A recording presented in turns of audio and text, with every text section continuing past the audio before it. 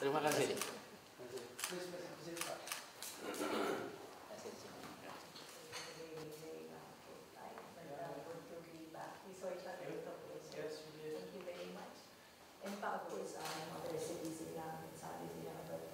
Very robust partnership that we have.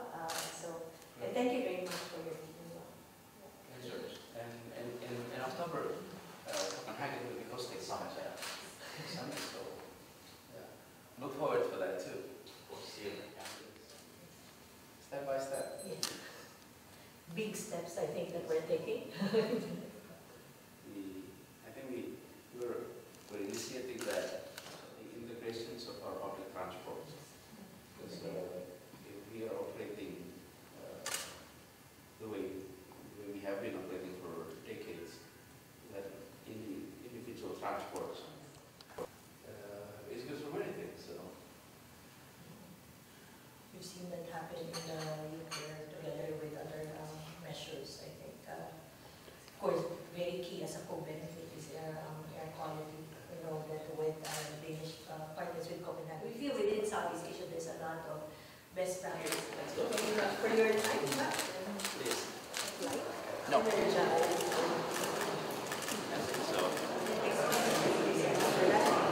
That's it. That was the reason why.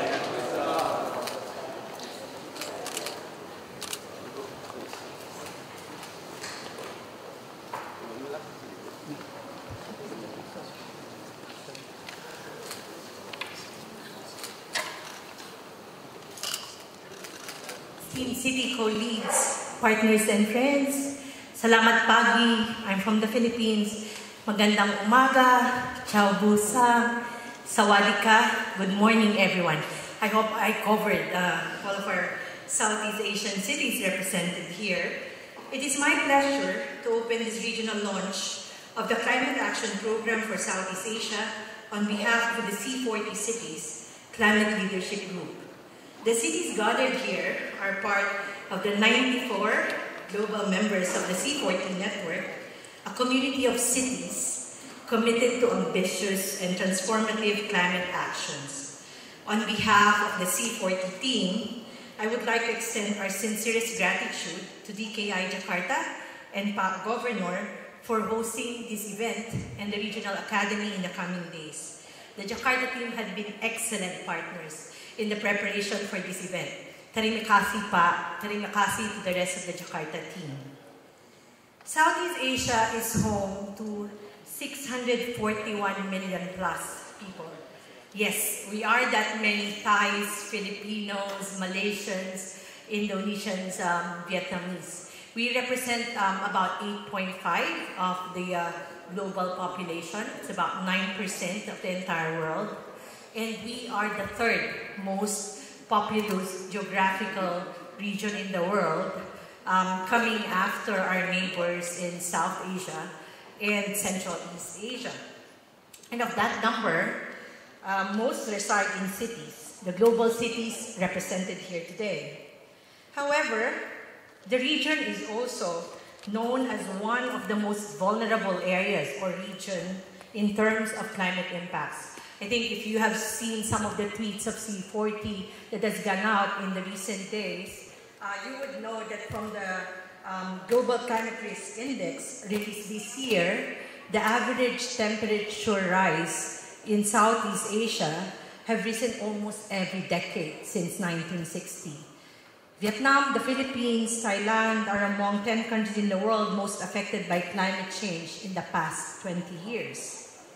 Southeast Asian cities are therefore at the forefront of experiencing a host of climate impacts, including coastal and inland flooding and heat waves. It is in these cities where the greatest economic and human cost of climate change will be felt. Again, in a recent report, the Asian Development Bank, or ADB, estimates Southeast Asia could suffer bigger losses than most regions in the world. Unchecked, climate change could shave 11% of the region's GDP. And the region's GDP is about 2.57 trillion. You can just imagine an 11% reduction of that GDP and what that could mean in terms of individual lives, communities, and families. But climate change had long been not just an environmental issue, but one that deeply underpins social and economic plights of cities and countries. Climate change is also unfair in that its most severe impacts will be felt more across poor and developing nations. Cities from the global south, where we are right now and where several of the cities represented here come from, would be more affected by sea level rise and extreme weather events. But for each individual city, communities not having access to information, services, and resources could find themselves further disadvantaged and not able to survive, more so thrive in the future. Thus, for cities, doing nothing is not nor will never be an option. However, Southeast Asia faces a set of multiple challenges. I think it's so unusual that for C40, I start off with adaptation and climate resilience. Because that's very key, I think, that a lot of us can relate to it. And I was discussing more about what it really means in terms of communities and the issue of inclusion. However, Southeast Asia faces a set of multiple challenges. While cities and countries must build climate resilience, the region must also transform development trajectories to curb increasing emissions in the region, in a region that had been and continues to be reliant, sadly, on fossil fuel to ensure continued growth. Southeast Asian cities, however, are committed to carving a different path, one that is low carbon, livable, and inclusive. Cities fueled by renewable energy, characterized by massive deployment of public transport, something that Pa and the rest of the group was talking about yesterday, looking at electric buses, cycling, energy-efficient buildings, and sustainable waste management. And as cities pursue this, it is likewise with a strong understanding that they are not independent of addressing other urban challenges. Poor air quality, increasing incidence of diabetes and other health problems, very much felt within the region. Decreased productivity due to traffic congestion. I know in Manila it's been costed really in the billions every day that people are stuck in traffic, and many other challenges. It is also with the conviction that what could be perceived as primarily emissions reduction measures and adaptation efforts ultimately redounds to better quality of life for its citizens, and when done in a transparent and participatory process, could be effective vehicles in creating a prosperous society for all, for the well-resourced and the urban poor, for women and men, for the formal and the informal. And who better to deliver those than cities being at the forefront where individual personal lives fully intersect with the public sector, where we call where the tire hits the road, or in a more carbon-friendly term, as Cristiano Figueres say, where the sun hits the panel. I recall Governor, I don't know if you recall, in one conversation we had, specifically mentioning that working with cities gives one the satisfaction of directly knowing you are making an impact to someone and addressing specific needs. It struck me when Governor said, having been a national minister for education a while back, that while you can contribute excellently in national policies, having been a national minister for education, no one really comes to you and say, thank you for an improved curriculum. However, people approach you to express gratitude and show you and really mention to you the challenges for being connected to piped water, waste being collected, or traffic eased, health improved, and air pollution abated. And I think stripped of the technical nuances, stripped of the technical processes, this is what the C40 Climate Action Planning Program is really all about. It's working with cities to develop inclusive climate action plans that takes into account all of the above, but at the core of which is creating better cities for its citizens without sacrificing the future of the planet and its people. At this point, I would like to congratulate. I know there's still a long way ahead in terms of work, but the fact that the cities present here from Southeast Asia are showing leadership and commitment says a lot. Cities far challenged in terms of capacities, but having the will, the innovativeness, and the creativeness to really move forward, and more importantly, really, the commitment. So I would like to congratulate. I know there would be more congratulations later on when the plans come out, but I would like to commend Hanoi, or Saigon, Ho Chi Minh, Kuala Lumpur, Jakarta, and Quezon City on their bold commitment and leadership in showing that there is another way for cities in the region. That cities of the future need not be defined by massive traffic jams, uncollected waste, high energy consuming buildings, sickly population, or women and the poor at the margins of processes. Through this effort, they are all sending the message loud and clear. Cities need to act, can do a lot, and more importantly, delivering on the Paris Agreement is not impossible, but doable. Yes, there are other more viable paths towards genuine, sustainable urban development. Thus, we at C40, and I have teams coming from different global cities as well. We have Rotterdam represented, a member of the team from the UK as well, a team from Singapore, are extremely honored to partner with all these cities and with cities in general, and of course are very grateful with the funding from the Danish and UK governments, who are able to, and we are able to support the cities in their ambitions through the CAP program. Thus, our deepest appreciation to the UK and Danish governments. Manggetak, Ambassador, thank you very much, Mr. Rockfen. I wish all of you here, as I end these opening remarks, insightful and rich exchanges today and the coming days. For the different stakeholders present, we look forward to engaging more with you beyond this week.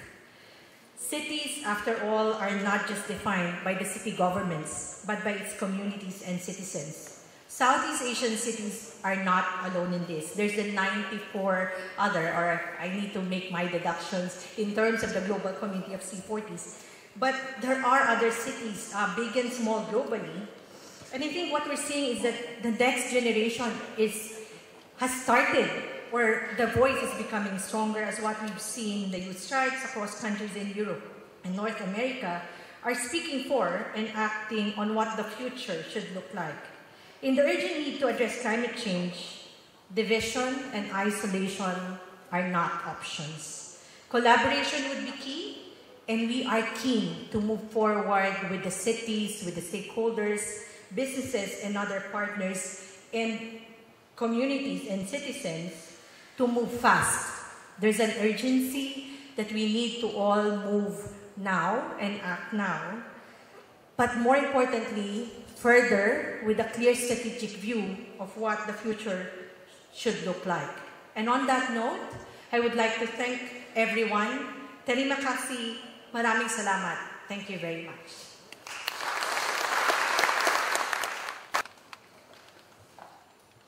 Dear Excellencies, distinguished ladies and gentlemen, the United Kingdom's Department for Business, Energy and Industrial Strategy also provide invaluable support for CAP program. So now please welcome Mr. Rob Fan, Deputy Head of Mission to the British Embassy, Jakarta. Follow my predecessor at the platform and say that in every language from every city. Sorry about that. Bapak Gubernur, friends and colleagues, the UK is excited and honoured to be part of this movement and to support C40's Climate Action Planning Programme in Southeast Asia. It aligns closely with the UK government's work at home and abroad to partner with cities in this struggle. We're looking forward to seeing the ambition and commitment from you, the cities, throughout this event today. We commend the Governor Baswedan and DKI Jakarta for making this all possible. There are significant benefits for all of us in collaborating at the city and provincial level on climate change. At the British Embassy, we are trying to do that through something we call our Second Cities programme. We now have representation in Surabaya and Bandung and Denpasar and in future somewhere else, but DKI is very much at the heart of our city focus in Indonesia. There's a piece in my speech now about why we should care about climate change, but I don't think this audience needs to be told that. So I thought I would pick up on the reference to youth and share a little anecdote about my youngest son, Kit, who showed to me that even at nursery school, future voters in the UK are grappling with climate change. I tried to drive him to the supermarket to do some shopping, and he said, "Daddy, do not drive to Sainsbury's because otherwise the polar bears will drown."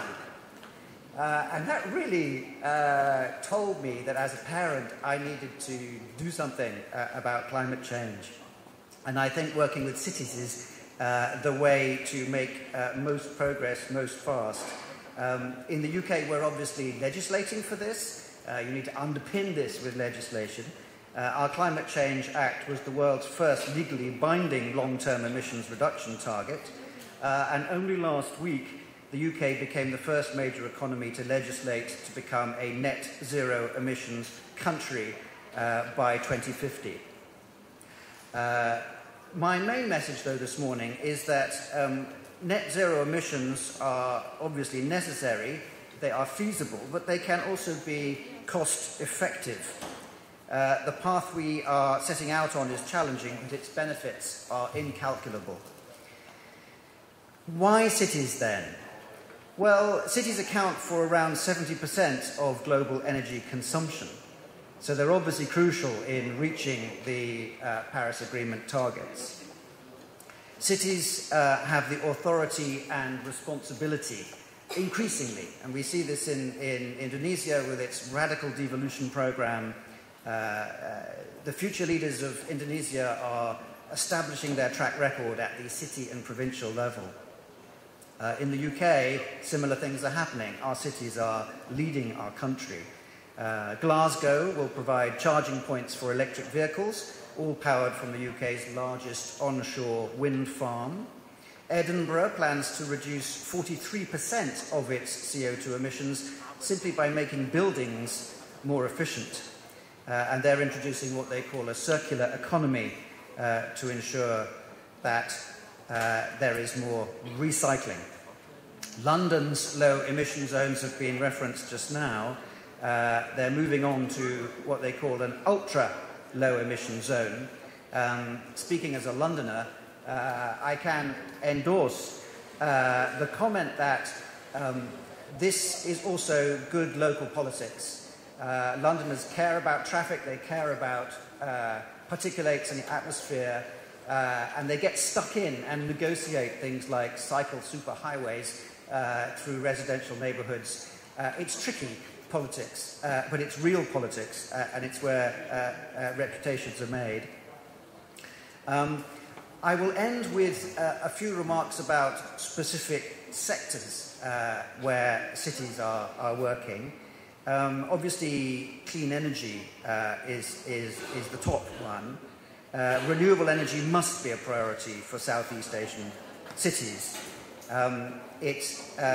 Fossil fuels currently supply around 3/4 of Southeast Asia's energy mix, but ASEAN nations have targeted 23% renewable energy by 2025, and renewable-based power generation capacity has tripled since 2000, so there is good news. Solar resource is abundant, obviously, and waste to energy is another win-win. The International Renewable Energy Agency estimates that renewable energy will be cheaper than unsubsidized fossil fuels everywhere in the world by 2020. However, we need ambitious investment to support this low-carbon transition. Things like green finance can underpin our scale-up. In the UK, we have a vehicle called our Prosperity Fund, with which we are sharing our green finance expertise and helping to leverage international finance for renewable energy infrastructure. We're also keen to share the lessons from our own energy transition. We passed an interesting milestone just this year. In 2019, we went weeks without using any coal-powered energy at all in the UK.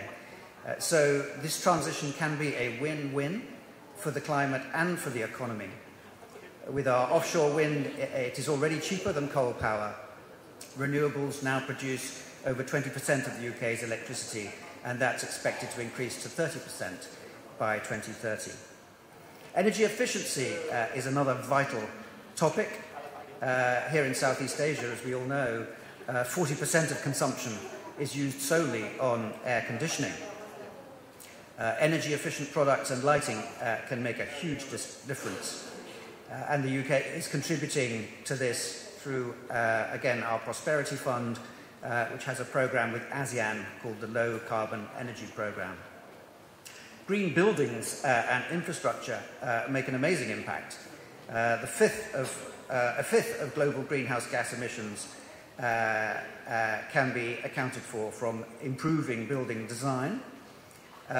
In the UK, we support something called the Market Accelerator for Green Construction, which is a £106 million programme. Transport. Jakarta is working hard on that and giving us all hope. Integrated public transport, as I've just heard the Governor talking in the holding room earlier, does hold the key to getting maximum bang for our buck out of this low-carbon transition. And, of course, pleasing the electorate. In Birmingham, we have Indonesia itself signed the Birmingham Declaration on Zero-Emissions Vehicles and joined the Katowice Partnership for Electromobility at COP24.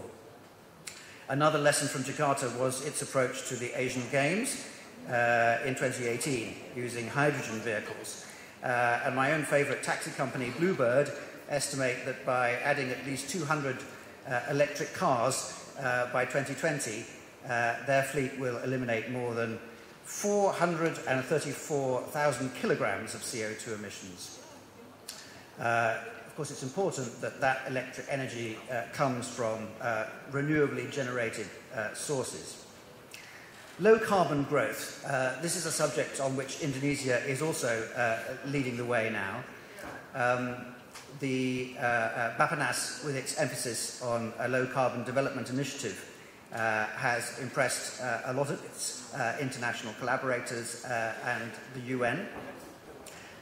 We note with great pleasure that the most ambitious scenario for Indonesia's national development, which would deliver 6% GDP growth, is achieved through the most ambitious emissions reduction scenario. So, as I say, a win-win.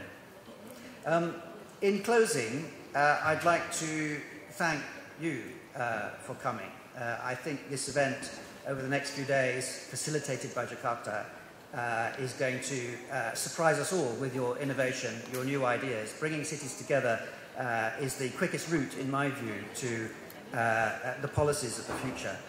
And we look forward to hearing what you come up with, sharing it with us, because again, as my predecessor said, climate change, we're all in the same boat, and it's rising.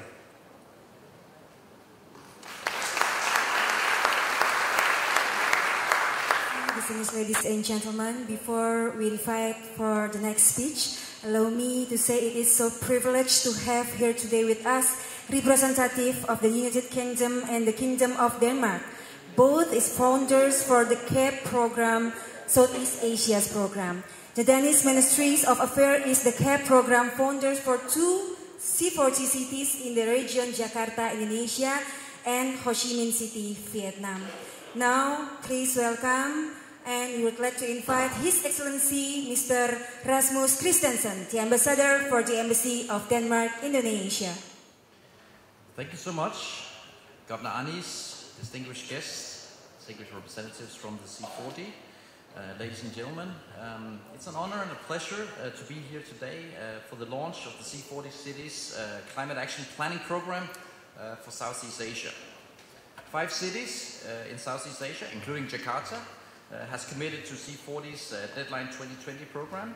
And this means that the cities have agreed to adopt ambitious climate action plans and to accelerate the implementation of transformative climate actions. Why does that matter? It matters because half of humanity now lives in cities, and the vast share of planet warming gases come from cities. And the big fixes for climate change also need to come from cities. Cities are both a problem, but they are also a potential source of solutions. As we already heard, C40 represent more than 700 million urban citizens and 1/4 of the global economy. And more importantly, the mayors of the C40 cities, including Governor Anis, are committed to the goals of the Paris Agreement. But of course we need to translate those goals and ambitions into concrete action. And this is the purpose of the C40 Cities Climate Action Planning Program, including the one here for Southeast Asia. My own capital, Copenhagen, which is also part of the C40 network, in many ways leads the way. The experience of Copenhagen shows both what is possible, but also what is tough for other urban governments on our increasingly warming planet. Copenhagen aims to become the first CO2 neutral capital city in the world by 2025. And to achieve that goal, the city has formulated an ambitious and holistic climate action plan. The Copenhagen 2025 climate plan is a collection of specific goals and initiatives within 4 areas. First, energy consumption. Second, energy production. Then an area that is of course also very important here in Jakarta, green mobility.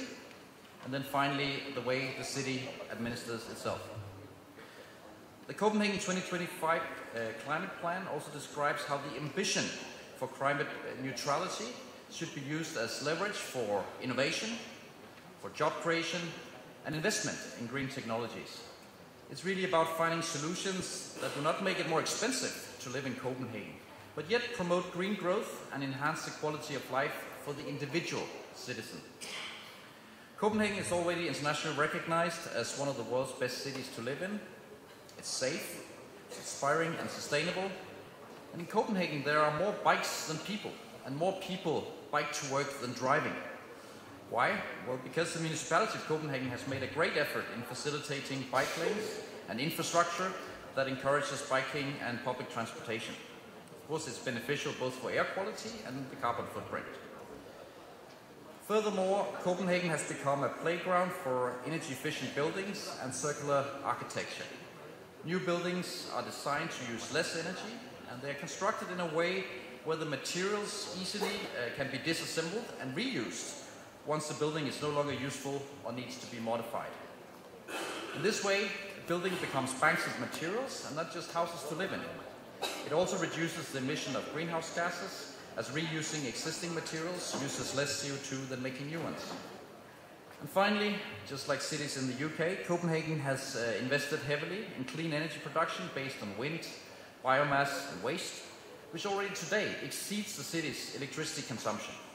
And as a result of these efforts, Copenhagen has already cut its CO2 emissions by more than 40% from the 2005 levels. But of course, more work needs to be done, especially within green mobility, but also in other areas.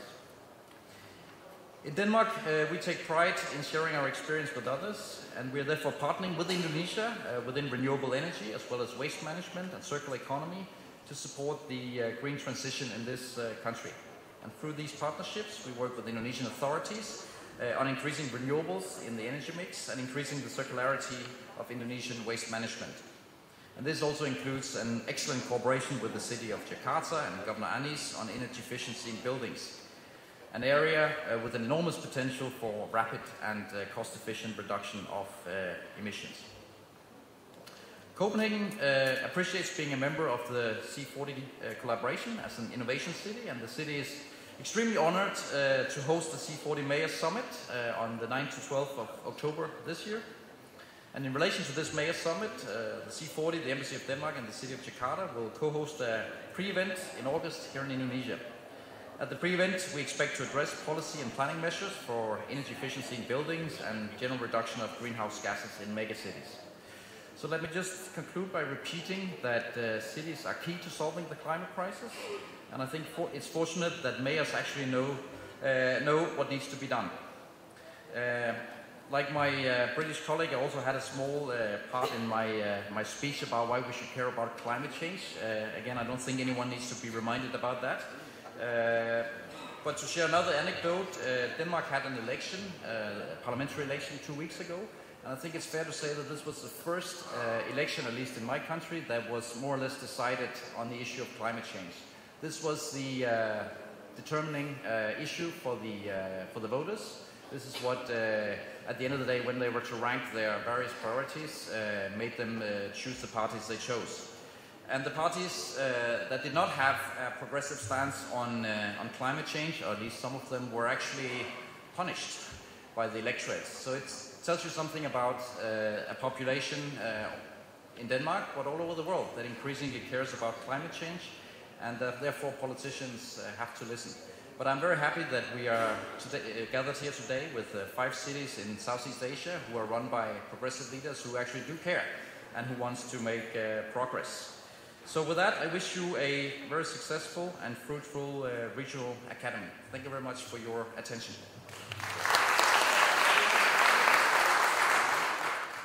Thank you to His Excellency Bapak Rasmus Christensen for the speech. His Excellency, distinguished ladies and gentlemen, now without any further ado, we are pleased to invite for deliver today's keynote speech. Please welcome Mr. Governor of DKI Jakarta, Bapak Anies Rasyid Baswedan, PhD.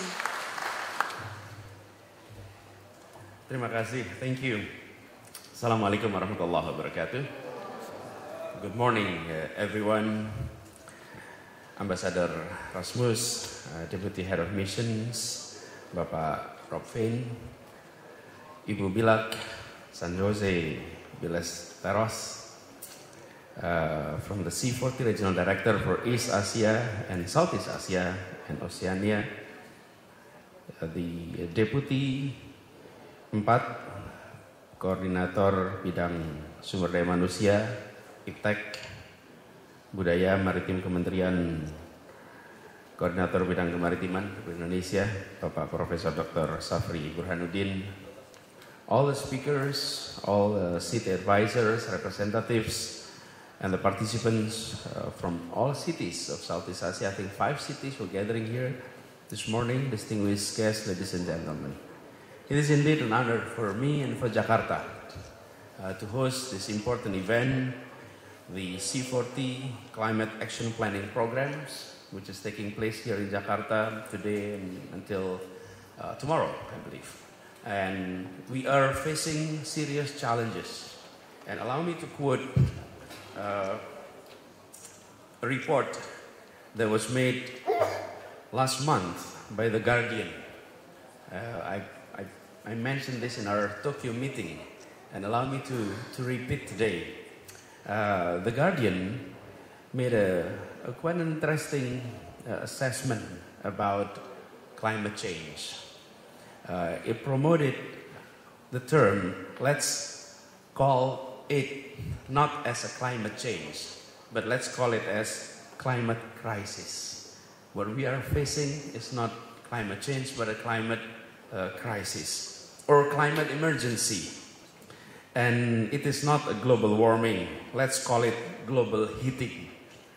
And those who are rather skeptic about climate change, let's not call it climate skeptic, but climate denier.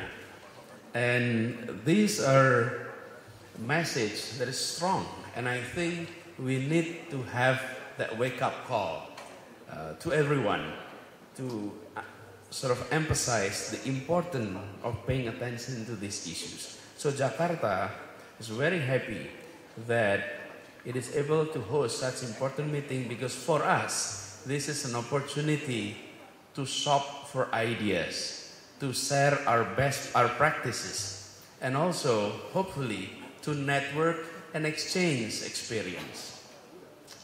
We know that Indonesia and Jakarta also follow that policy that we have set the 30% target to reduce the greenhouse emissions that we hope to achieve by 2030. And we're happy, by now we have reached 22% reductions. So we are making a good progress. We're still a way to go, but we're happy with where we are. And the challenge is tremendous. Many have been said, so I will not repeat what has been said. But allow me to show you why this meeting for us is also an opportunity for shopping for ideas. If in Copenhagen you have more bicycles than people, we have more motorcycles than people. We have 10 million people living in the city, and we have 13 million motorcycles. So we have more motorcycles than people, registered motorcycles. And we need to change that, and plus 4 millions of four-wheelers. So we have 17 millions of vehicles operating in these cities. Our target is to convert the percentage of people using public transport, which is only 25% today, into 75%. So it's like an ambitious program to truly convert from private vehicles into public transport. But that requires on the side of government, one, commitment on the fiscal side. Number two, commitment on integrating public transport and improving public transport. Otherwise, we will not be creating incentive for the people to move from private vehicles into public vehicles. And to do that, we're working with various different groups that can provide us with ideas. We're open to collaborations. We have very productive collaborations with ITDP, who is present here also, to borrow ideas. Because we understand we have the capacity to implement, but we need the breakthrough, the ideas that can come from anywhere. And for that, this is the kind of sessions that we would like to engage. We have many of our officials participating in these sessions. Allow me to share a little bit about some of our challenges. Yes, we have air pollution challenges, but no less than that, we are also confronted with challenges in multiple fronts. When people talk about climate change, the increase of sea level rises, for us, the challenge is so close. Because in the coastal area, we are experiencing land subsidence that is quite troubling. Because some of the area, the land subsidence could be as large as from 7 centimeters per year to 20 centimeters per year. So you can imagine the pressure that we are facing. That's in the coastal area. And then the second part is in the highland. In the highland, whenever there is rain, Jakarta is home to 13 rivers. So even if Jakarta is dry, no rains, but if in the highlands where heavy rain, then all of that water will be going through Jakarta to the Java Sea. And for that, we are facing serious challenges. So, just to name a few, Jakarta is home of environmental challenges. Therefore, our challenge today is to make sure that our policy is good for both area. Why so many people come to the city of Jakarta? In the time of independence, 1945, the populations of Jakarta at that time was only around 350,000 people, 1945. Today the Jakarta itself is 10 million point 3, with the greater area it could reach to 23 millions in 70 years. Why that is the case? Because of the economy. The economy is centralized in Jakarta. We contributed about 27% of our GDP. That is from Jakarta itself. So our challenge today is how to make sure that the economy in Jakarta goes hand in hand with ecology. Because in the past, apparently, economy and ecology doesn't work together. Even though these two words come from the same roots, oikos nomos and oikos logos. Both come from the same root. We need to bring that together. Jakarta now committed that we are not only focusing on the economy, but also on the ecology. And for that, this session is very important for us. We would like to exchange ideas, we would like to learn, and we would like to open our problems to you, and hopefully you can come with some best practices that we can adapt. Not simply adopt, but adapt. Because adoption sometimes doesn't always work, but adaptation matters. A and O, but it matters a lot in the implementation side. So with that, I would like to thank the C40 for all this great work that you have been doing for us in Southeast Asia, especially here in Jakarta. Jakarta committed to continue these collaborations, and we would love to have sessions like this in our city again whenever you have programs, because we would love to share to you our challenge. We'd like to borrow ideas, to shop for ideas. And again, we have the commitment in terms of fiscal, we have the commitment in terms of policy to make sure that economy and ecology work hand in hand here in Jakarta. Thank you very much. Assalamualaikum warahmatullahi wabarakatuh.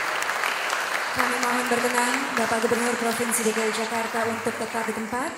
For the official lunch with a group of photo, we would also invite for joining to the stage His Excellency Bapak Rasmus Christensen, Bapak Robven, Ibu Mila San Jose Palesteros, Bapak Joselito Guevara. Also part of this lunch are representative 1, 2, 3. Thank you. Give a round of applause for this event and all delegates and speakers.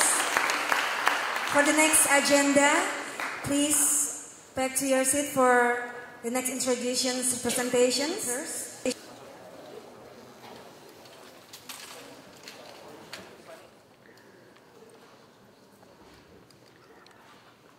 Pagi hari ini Jakarta mendapatkan kehormatan untuk menjadi tuan rumah diselenggarakannya Climate Action Planning Program yang diselenggarakan oleh C40. Kita semua menyadari bahwa masalah lingkungan hidup adalah masalah yang sangat urgen untuk bisa diselesaikan. Karena itu Jakarta berkomitmen untuk menjadikan masalah lingkungan hidup sebagai salah satu isu terpenting untuk diselesaikan. Apalagi kita merasakan masalah kualitas udara, kualitas air, penurunan permukaan tanah, kemudian masalah sampah, itu semua adalah masalah-masalah lingkungan yang dihadapi oleh Jakarta. Dan alhamdulillah kita sudah di dalam rute untuk menyelesaikan itu. Pengolahan sampah kita sudah meluncurkan ITF atau Intermediate Treatment Facility untuk pengolahan sampah yang pertama di Indonesia, yang nanti akan mengubah sampah menjadi energi. Harapannya nanti kita akan membangun 4 buah di Jakarta, 1 sudah dalam proses. Kemudian pengolahan lingkungan kualitas udara. Kita mulai dengan mengintegrasikan transportasi publik di Indonesia, di Jakarta, dan alhamdulillah angkanya pun sudah menunjukkan perbaikan kualitas kemacetan atau kualitas transportasi dengan menurunnya tingkat kemacetan. Nah, dalam kesempatan ini saya ingin secara khusus menyampaikan apresiasi kepada C40 yang sudah memilih Jakarta untuk menjadi tempat, dan kami menjadikan ini kesempatan untuk ambil contoh-contoh praktek baik.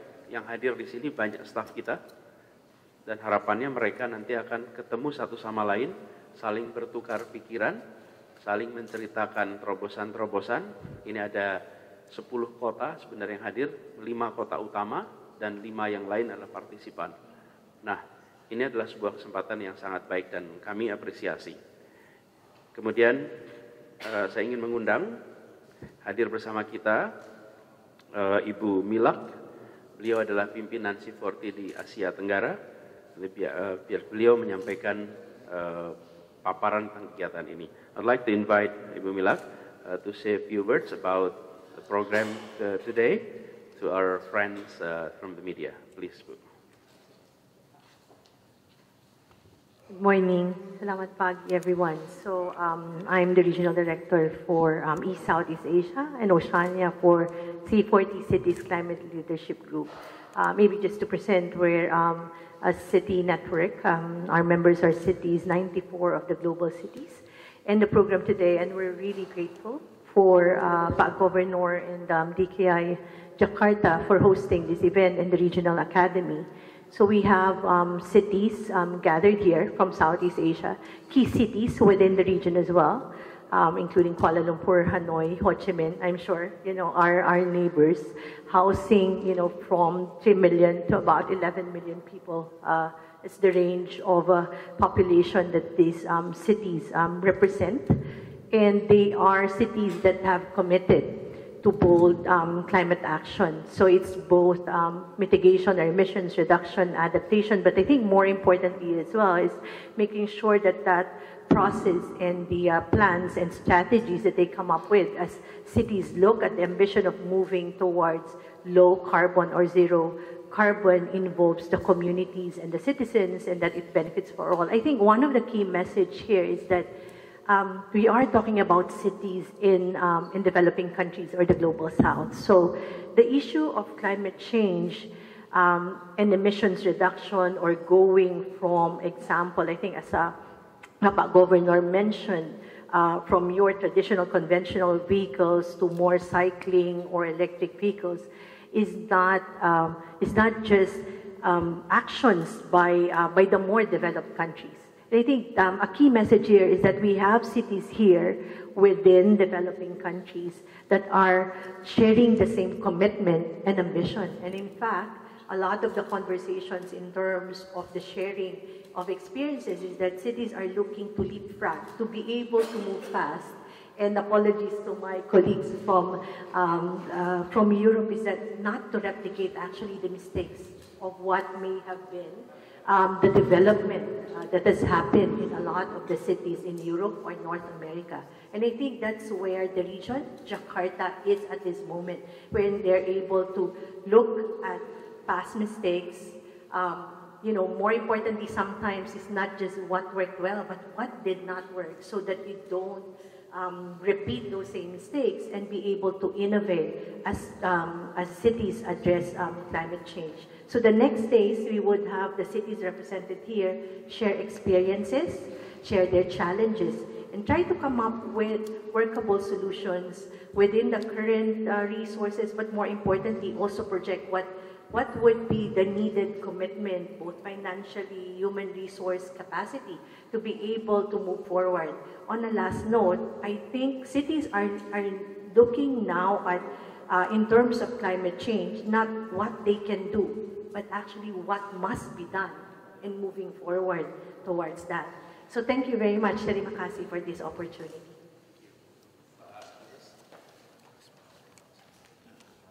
Thank you very much. I'm Rasmus, the Danish ambassador. Denmark has been very happy that we can support the development of climate action plans in a number of Southeast Asian cities, including Jakarta.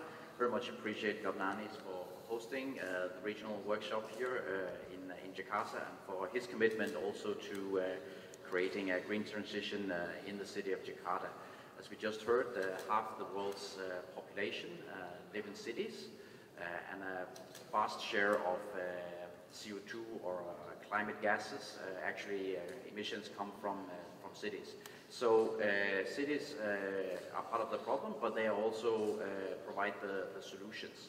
So we need to get it right. Unfortunately, many of the cities are very progressive in that instance. Let me also just mention that this is not just, there are massive opportunities in this area as well. If we get it right, we can create green growth that would also promote jobs, it would promote innovation, and it would not least improve the quality of life for individual citizens. So it's not just about an abstract concept of climate change, but really also about improving the lives of ordinary citizens, which is very much embedded in this. So I think I'll stop here, but again, we are very happy to be part of this interesting project. Denmark will host the C40 Mayor Summit in October, where some of these issues will also be discussed. Thank you very much. Terima kasih Pak Gubernur. Just 2 words from me. Saya Wakil Duta Besar Inggris. Governor Baswedan used a metaphor in the conference just now. He talked about shopping for ideas. The C40 is the biggest shop in this region. It has a supermarket of ideas, and we're all here to buy. So for that, we thank Jakarta and we thank C40, and the UK is very glad to support this huge exchange of ideas in our climate crisis. Terima kasih Bapak Ibu. Ada pertanyaan untuk kita semua terkait ini? Silahkan. Ini Pak, terkait pengolahan plastik di Jakarta kan masih nyambung dengan plastik kecil.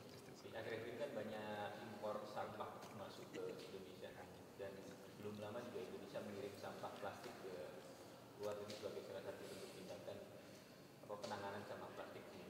Nah, untuk Jakarta seperti apa prosesnya dan penanganannya terkait sampah plastik? Kita sedang menyusun pergubnya, belum selesai.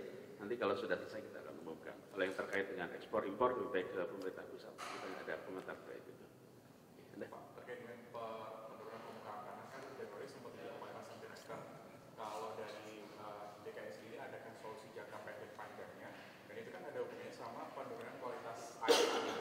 Nah, terus dari PDAM sendiri ada nggak sih Pak untuk mengelola air agar kualitas air yang dikonsumsi?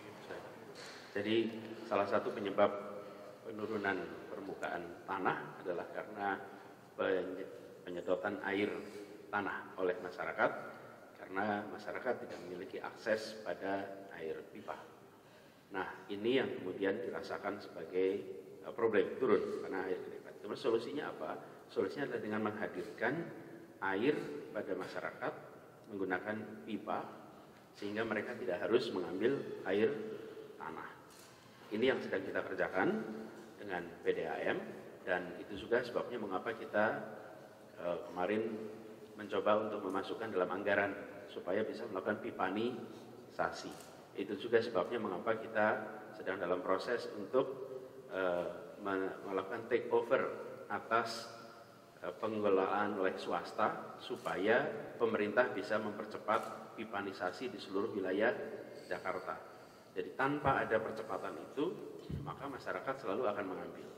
Dalam jangka pendek apa? Itu kan harus dikerjakan perlu waktu. Jangka pendek terutama untuk kebutuhan air minum, saat ini sedang digodok. Nanti kita akan, sesi kemarin sudah kita bicarakan, baru hari kemarin, untuk menyediakan air minum bagi masyarakat di wilayah-wilayah yang sama sekali tidak ada akses, sehingga mereka harus membeli air minum dengan harga yang amat mahal. Ini sedang difinalisasi oleh tim di sumber daya air bersama dengan PDAM. Nanti begitu final kita akan umumkan. Jadi jangka panjang adalah penyiapan pipanisasi, jangka pendek adalah dengan shortcut penyediaan air minum untuk masyarakat, sehingga kita bisa mengurangi penyedotan air dari dalam tanah. Oke.